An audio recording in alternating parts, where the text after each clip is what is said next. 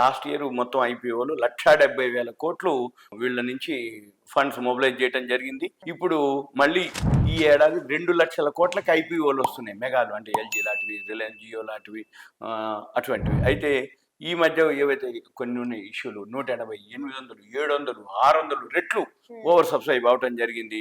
ఇవన్నీ కూడా బాగా ఐపీఓకి అంటే ఏంది, అందరికి అవేర్నెస్ రావటం, ఐపీఓలో మంచిగా అలాట్మెంట్ వస్తే బాగా పైసలు వస్తాయి, అంటే నీవు వస్తేనే బాగా వస్తాయి, లేకపోతే మన పైసలు మనకు ఉంటాయి కాబట్టి రిస్క్ లేదు అనే ఉద్దేశంతో ఎక్కువ శాతం అప్లై చేయటం.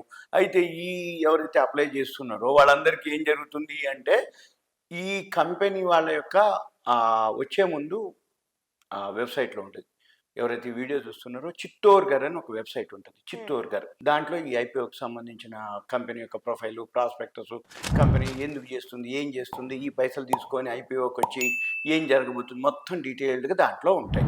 ఇక మన పని ఏంటిది, మనం ఏం చేయాలంటే ఓ పేజీలు అక్కర్లే. ప్రాస్పెక్టస్ అంటేనో 500, 450 పేజీలు ఉంటుంది, అంత అక్కర్లే.